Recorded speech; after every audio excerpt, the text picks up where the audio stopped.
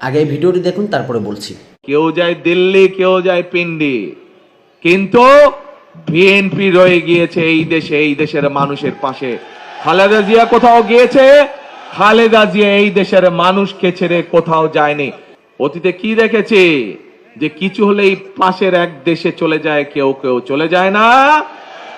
আপনারা দেখেছেন বিএনপির সময় এই দেশের মানুষের পাশে বিএনপি কিভাবে কাজ করেছে।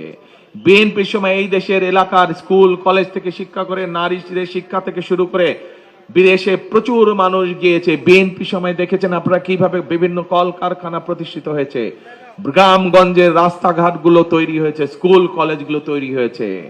সবকিছু যদি আমরা বিবেচনা করে, এই দেশে একমাত্র হচ্ছে ধানের শীষ বা বিএনপি যারা এই দেশের মানুষের কথা চিন্তা করে।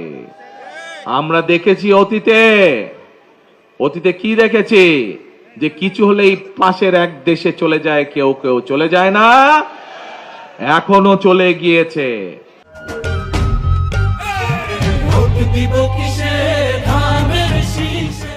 আবার গতকালকে আমরা দেখেছি যে এক লোক পালিয়ে গিয়েছিল। কোথায় পালিয়ে গিয়েছিল জানেন? পিন্ডি পালিয়ে গিয়েছিল। এই যাদের কথা ষড়যন্ত্র করছে বললাম, এই বিকাশ নাম্বার নিচ্ছে, এনআইডি নম্বর নিচ্ছে, মানুষের মা বোনদের বিভ্রান্ত করছে বিভিন্ন কথা বলে, তাদের এক লোক পালিয়ে গিয়েছিল পিন্ডিতে। পিন্ডি পালিয়ে গেছিল। কেউ যায় দিল্লি, কেউ যায় পিন্ডি, কিন্তু বিএনপি রয়ে গিয়েছে এই দেশে, এই দেশের মানুষের পাশে। খালেদা জিয়া কোথাও গিয়েছে, খালেদা জিয়া এই দেশের মানুষকে ছেড়ে কোথাও যায়নি।